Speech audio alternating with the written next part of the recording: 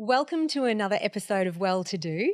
I'm Andy Lou, and this show is all about the things that you need to do to be really well. This episode is proudly brought to you by Aries Tech. Aries Tech is this little guy here, the button that goes on the back of your phone or any of your technology. And unlike blocking any sort of electromagnetic radiation, Aries Tech helps you to modulate and gives you a better frequency to help deal with any EMFs. They're surrounding us, but Aries Tech helps us to better adapt. So now I'd like to introduce to you our guest, Sam Webb. It is such a pleasure to have this Aussie legend here in LA with me on Well to Do. Andy, it's a pleasure being here in the studio. I'm grateful to be here with you, and I'm excited for having a great chat with you today. And I am really too, because I've known about your work in Australia, and you've been on Survivor. You have a company called living.org, or should I say Livin'. And you also have your own podcast called It Ain't Weak to Speak. I've actually been a guest on it yesterday. You're amazing. You're an all-rounder. Tell us about your higher purpose. Like, what has actually led you here today? You just lost an earring there. I saw that. We've got to acknowledge that. It was a good great. catch, wasn't it? That was a great catch. I guess, look, I'm very grateful to be here. I'm going to make that really clear. I'm a student of life. I'm not a mental health professional by any means, but a lot of the work that I do is in the mental health space. And it's good that you brought that up, because Well to Do has never had somebody talk about mental health just yet. So I've brought you on to talk about that, because it's, I guess, your area of expertise, especially when you've had to be on something like Survivor and really have a strong, headspace for a show like that. And I think it goes back a lot earlier than, being on Survivor in 2016. I think, living was a big part of my life after losing a good friend of mine to suicide in 2013. And for the people that don't know, I lost a friend by the name of Dwayne Lally. He was 23, 24 years of age at the time in 2013. And I remember being with Dwayne the night that he took his life. And I remember him saying, he opened up to me about his life being, it was great and his life looked bright and promising, but he'd tried to take his life before. And I was so caught off guard, I didn't see it coming. And as someone who's dealt and still does to this day experiences my own mental health challenges in anxiety and in panic disorder, I thought I listened as best as I possibly could have. I thought I said the things as a friend that I could have possibly said, and I didn't see the warning signs. And in hindsight, when I look back and all the information that I know now, given the last 8 or 9 years and the work that we've done in the community and the work that I've done on myself mentally and physically, there probably were warning signs the night that Dwayne opened up to me. Really? Yeah. What were they? Just, he told me his last 2 words to me were, "I'm fine." Okay. They were the last 2 words that I heard from Dwayne the Yeah. night that he took his own life. And the impact that his life and his death had on an entire community was life-changing for me and so many people. Like, imagine his family, and the people that have to go through that. So you're saying that saying too little is not enough. Yeah, can be. Just like women kind of say when they have, argument with their boyfriend, spouse, whatever, "I'm fine," but they're not, and men know that they're not, Yeah, I think it's a fine line. I'm not saying anyone that says that they're fine isn't fine by any means. But what I'm saying is, as humanity, as humans, we need to dig deeper. We need to explore conversations on a deeper level so that we can get the information out of the other person, how they're really feeling. And I feel like, looking in retrospective and looking back, I feel like, Dwayne was going through it. And maybe if I took the time to listen more and open myself up more and share about how I was actually feeling, maybe I could have created a safer environment for Dwayne to open up about how he was really feeling. And I can't take that. And I've been through it. Look, trust me, I've been through the guilt phase. I've been through the phase of taking responsibility. It was my fault Dwayne took his life. But look, at the end of the day, it wasn't. I've done the work on myself. I've done the work to get to where I am today. And I know wholeheartedly I did what I knew how in the moment of time with the information that I had. But look, I mean, I would take everything, all the work that I've done, all the work that we've done to get someone like Dwayne back, to get Dwayne back here. But this affects many more people than anyone realizes. And I speak from both a lived experience as someone who's lost a number of people to suicide, but also my own lived experience of someone who actively deals with mental ill health. Right. So it's interesting that you say, you know, you wanted to open up the conversation because half the healing is in the hearing, right? So listening to you and your feelings and how it affects people, it's just huge because a lot of us aren't really, actively listening to each other.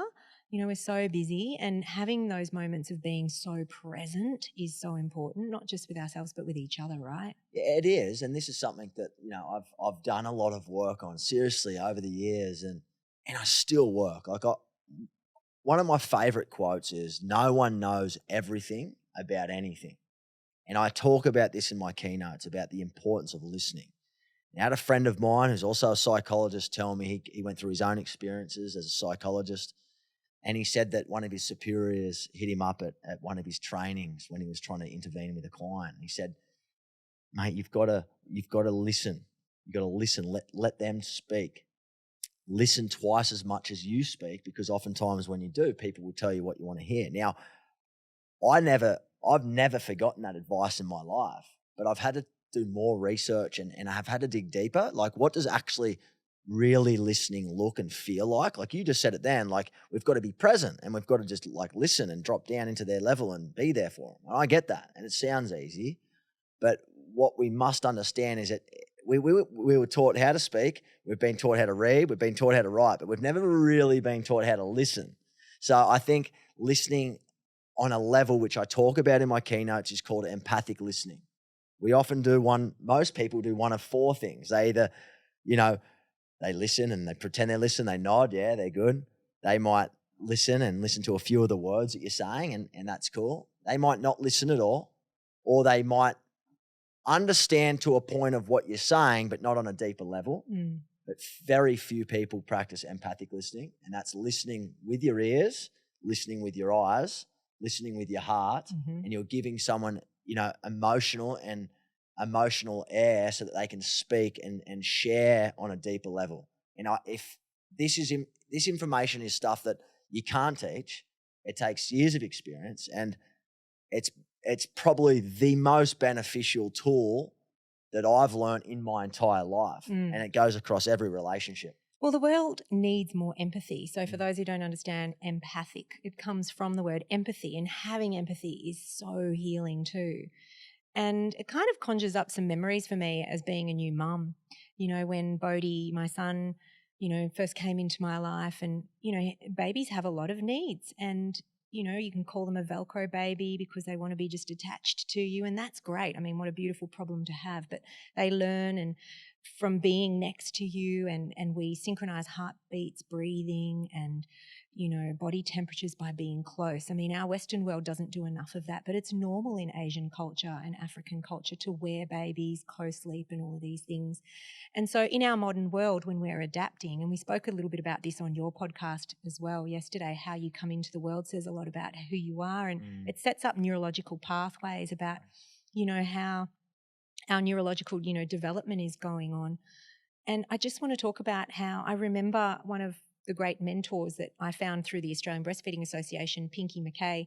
She was a lactation consultant, but she called when the child would come up to you, having that moment of being so present when they had the needy, whatever it was, and flipping perception and actually surrendering to that moment instead of you going, but I just got to finish this email, and viewing it as an annoyance. When you quickly flick off and switch into empathic listening with your child, then you have this moment of what she calls an emotional refuel.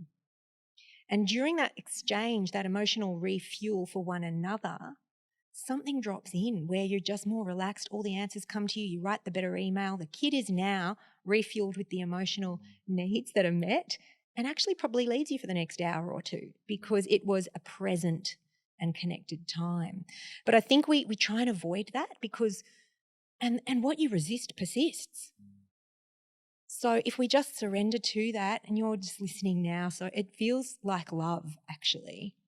And that's what we're here for, to love, serve, nurture. So I want to ask you, what is your sort of mantra for the world? Like, what is your why? Why do you do everything that you do? It's a great question. And I do everything that I do to stop other people having to experience the things that I've experienced in my life through my own mental health battles. So through your darkness, you're giving them light. Yeah, exactly. Like, I want to share through my lived experience and through shared lived experience the tools and the strategies that I've learned so that I could help other people navigate those waters sooner rather than later. Because I've been down the rabbit hole and I've been in a tunnel where sometimes I haven't been able to see the light, and had people on the outside saying, man, you got to see the light, like it's there somewhere. And for so many years, I was like, I can't see it. I don't know what rose-colored glasses you've got on, but I can't see what you're seeing. And what was the moment when you saw the light? I had to take a step back from my actual situation. Instead of looking at myself critically and saying, why this? Why can't you do that? Why can't you do this? Take a step back, look at yourself and your situation objectively from a place of love and a place of kindness and compassion. Treat yourself like you treat someone that you care about. Yeah. Because that can go a long way. And I always say this, you don't have to be a mental health professional to help someone. No. You just have to be someone who is present as best as you can. And I'll always bring it back to listening, because we often drive the whole be a problem solver, jump in the front seat. Like, you're a mum. Like, you know exactly what I mean. Like, you know, trying to problem solve all the time. But sometimes, and most of the time, what people are really wanting you to do is just shut up and just sit there with them in their pain so you can try and understand how they feel in that moment. They're not asking you to exactly feel like that you know, because you just won't understand exactly how they are. And that's a fact. My anxiety would be different to yours. I don't feel exactly how you feel. The way I'm triggered might be different than how you're triggered. I can get kind of how you're feeling, but I don't know exactly what you're going through. So I think just being with someone, trying to listen as best as you can, listening for non-verbal communication cues, things that I didn't pick up on Dwayne the night that he took his life. And, you know, the excessive partying and the agitated nature of he was very manic that night. And, you know, 93% of communication comes across non-verbally, but we're never really taught that. We're always looking for what people are saying and speaking, but we never often look at people, how they're acting, like with their body language, are they cuddly, are they walking? Like you told me this on the podcast yesterday, like when we spoke, like when you hunched defense up. posture. Yeah, like in these are all things posture, you learn. When we're in defense posture, for those who are just listening now, there's less blood in the brain and it's all in the extremities ready to run away because of that adrenal response, that stress response, just like a boxer is ready to fight. And when we change our physiology, we actually change our chemistry and then in turn our emotional status.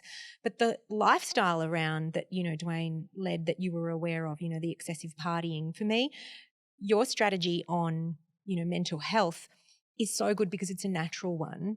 And it's addressing, the root cause perhaps, but it's always a multifactorial thing. There's always a lot of root causes. And, I'm a big fan of doing everything naturally where possible. Of course, there are limitations of matter, and where would we be without, drugs and medication and the best hospitals and surgeons when it comes to emergency. But on an everyday life, if we can address things naturally, it's great. So, having empathetic communication skills, the healing is in the hearing. And tell me about your lifestyle. By recognizing that he had, too much partying, your lifestyle is quite healthy, is it not? So that helps you with your mental health as well. Yeah, look, I'm not perfect by any means. I'm far from it. And yeah, for the most part, I definitely look after myself, having a good routine, especially when I'm home. I eat well, try and get great sleep. I consume things that are positive for my mental health. But there are times where I love a good time too. I'm not going to sit here and pretend that I don't. I was partying with Dwayne the night that he took his life, and there were a bunch of close friends that were, and I still do. But like, my lifestyle has changed very much. You're about to get married? Yeah, about to get married. So my life experiences have changed, and it's shaped me to who I am today. And I think anyone that's listening right now, and yourself and myself included, we're all shaped by our past experiences. So, and those experiences generally shape us at an early age, like when we're in our 5, 6, 7 years of age. But it's very hard to change those wirings as you get older. So there's a lot of work that needs to be done. And I'm continuing to work on myself every day. And I'm far from healed in a lot of regards, but I'm also, if I didn't go through the things I've been through, I wouldn't be where I am today either. So Yep. I'm actually really like Grateful. Like people look at like experience like, oh, why'd that happen to me? But it's like, what did it teach me? And like, I wouldn't be on this projectile if I hadn't experienced the stuff that I did. And yeah, I can't change what happened in the past. What I can do though is learn from it and help teach and inspire other people so they don't go down the same path that I did. I love this so much. I know it's going to be the teaser in our, in our clip to help people watch the whole show. But, you know, it's just amazing what you're saying, because that's what roots us in, I guess, why we do what we do. If we can turn our darkness into light for others, our wisdom comes from trauma. You know, seeing the dark, why would you want to change that? Because now you get to see so much beauty and light as well. It's in the lessons, isn't it? Yeah, it is. And I've never met one person in my life that hasn't made a mistake. And mistakes are a natural part of a human life cycle, and you just got to learn from them and take them with a good perspective and a good attitude. But sometimes when you're deep in the dark dungeons and the holes and the rabbit hole, you don't see that. You don't see those perspectives. And I get it. I've been there, and I've been there a lot of times. And so you're saying that people feel, or you've felt, that if you've made a mistake that you're kind of down on yourself, you're hard on yourself. Yeah, of course. And if you're not mentally strong and you're not in a great place on the mental health continuum, you're not perceiving that mistake in a way where you could use it to your advantage. You're using it to sabotage you even more and push you even further down the rabbit hole. This is huge, Sam. Like, this is a real light bulb moment, I think, for people. Perceiving mistakes as what you can learn from it instead of being hard on yourself. Because a lot of mental health problems would come from people going, I bleeped up, you know? Yeah. And where do they go from there? And so that forgiveness for yourself and then learning the lessons could be a really huge thing that we need to all do and learn from, and an exercise and a skill that you need to practice. Yeah, would you say? I 100%. But again, it sounds easy. I'm sitting up here.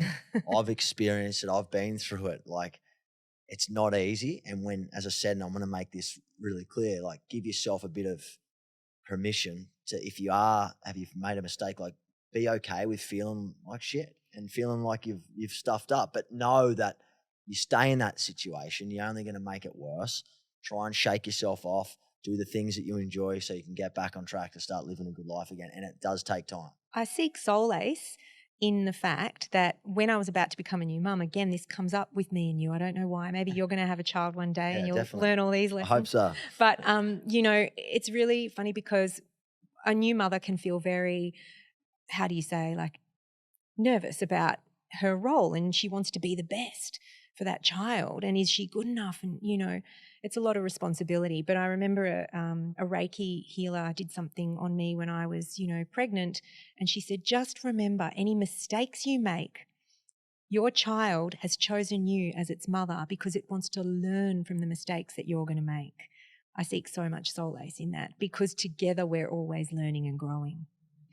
So what about then your vision? If we had to wave the magic wand, tell me about your vision for yourself. Tell me what you brought from being on Survivor to now all your businesses. Yeah, I think the biggest learning in my vision is that you've just got to accept who you are as a human being in this world. It's a very big place, billions of people.